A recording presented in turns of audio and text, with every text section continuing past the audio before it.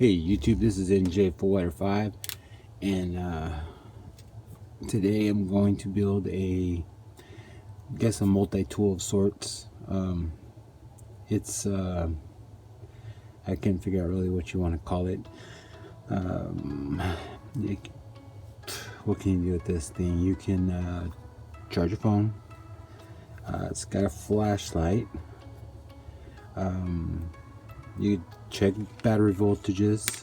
You can check battery resistance with a little bit of math, and you could check the amperage of a circuit up to, I'd say, up to 10 amps 10 amps max. And you probably don't want to run it at 10 amps too long. This ain't something that you're gonna bank on 100% and say, oh, this thing's 100% accurate. Still want to use your multimeter, but in a pinch this thing could come in handy. And I'm sure better built somebody out there could probably build a better one than the one I did. In the video you're gonna see how simple this circuit is, and I came up with it with I was going to build a little contraption where I had something I could check battery resistances, and I got to doing some research, and I found out that basically the same circuit that I was going to be using to check battery resistances also can be used to check the circuit, the amperage of a circuit. So I had this power bank. Well, I actually bought like 3 or 4 of these power banks. They were like on sale for like $3 or $4. They had 2600s in them, LG 2600s, I believe. And so I bought like 3 of them, and I thought, well, hey, you know what? This is a perfect size, But yeah, here's the video of how I threw this together. This is probably going to be a pretty quick video. That's about how easy it is to build this. And again, like I said, this is not going to be anything that you're going to bank on. It's accurate, but it's like off just by, I don't know, I want to say by a little bit. I don't know, like it said, like I noticed when I was testing it, it said like 1 amp, and then this thing would say like 90.96 for the amp. So I guess it's off 0.4, but also it could be what I was using. So anyways, here's the video of me throwing this simple, easy circuit together.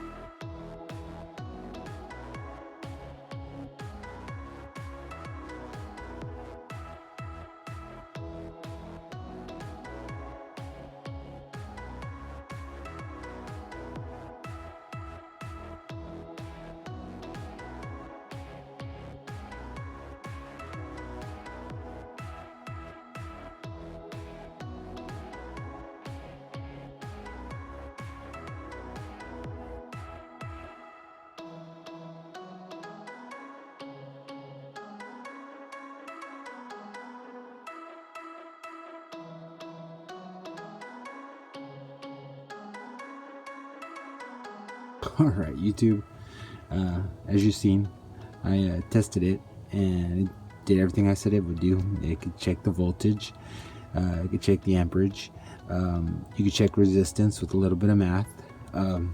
For those that are wondering, what you do, because you use a 1 ohm resistor, is you'll take it, and first you'll check your voltage. Let's say, for instance, your voltage is 4.12 volts, right?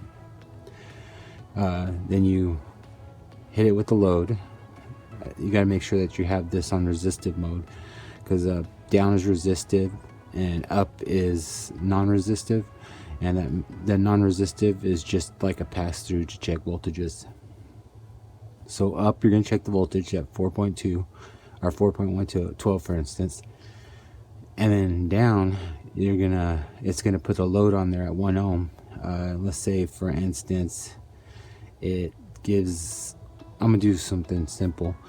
Let's say with the load it is 4.10 volts. Okay, so what you're gonna do is you're gonna take this and you're gonna take the overall voltage minus the load voltage, which would be 0.02, and then to get the resistance, you're gonna take it and you're gonna, on your calculator, you're gonna go 0.2 divided by the load voltage, which is 410. And it's something like let's see,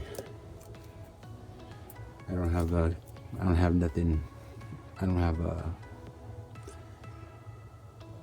calculator anywhere near me. I should have brought a calculator. But anyways, all you do is you'll divide 0.02 divided by 4.10, and that'll give you your resistive. It'll come out like something like this should be pretty low, so it'll come out like something like 0.0, 1, 2, 3, 4, 5, 6, etc. And you carry this after you're done. After you get the math, you'll carry this over 3, 1, 2, 3, and that will give you your voltage, which would be 12 ohms. This math's not correct, just by the way, because I don't have a calculator. So I checked one of them. Yes, the one I was checking, the first one, battery I checked, was really horrible. I got 353 ohms, so that battery I tossed. The second battery I tested at 276 ohms. So then I decided to check a decent battery, and I got 101 ohms on it. But yeah, you'll take your overall voltage, 4.12, and then you'll throw the load on it. You push it up to where it's on load, and then it would give you 4.10 minus the 0.02. To get your resistance, all you'd have to do is simply put 0.02 divided by 4.10. That will give you your resistance. Your calculator or whatever you're using, or if you do it with a piece of paper, it's good to have a calculator because you can do it quicker. All you do is carry the decimal over 1, 2, 3, and that'll give you, like I said, your ohm voltage, or your ohms. So that's pretty easy. Whenever you're doing the when you're doing an inline circuit, what you're gonna do, see, I forgot to put heat shrink there. I just noticed that. When you're doing the amperage, you'll connect this up to this, and you'll make sure that this is on resistance, down or up, whichever one's on resistance. You'll plug it in, and this will go like this will go plugged into the negative side, and this will go plugged into the negative power, and then you'll run your whatever you're gonna do. Like I did a test. I ran a light bulb just to get around 2 amps. I didn't want to push it just yet. and run your circuit. The only problem I really ran into with this is I noticed that if there's no load up in here, this thing thinks that there's no load, or if it ain't got no super load on there, because the LED is not gonna pull like a ton of electricity. It constantly shuts off after, like, I don't know, a minute or two. So I constantly, if I'm sitting here and I'm in the middle of something, I constantly got to turn it back on or press this button in the back. So I'm sure that other power banks, you probably get away with it, and I'm sure that if you used something different, I mean, you don't have to use a power bank. I just thought that it was pretty neat to use a power bank with this. Well, like I said, you'll see in the video. So again, I want to repeat, this is not accurate 100%. It's off by a little bit. It's pretty close, but it ain't nothing I would bank on. I always use my multimeter. But it was easy to build. I thought it was fun. Thought something I'd share with you guys because it's a simple circuit. If you have any questions,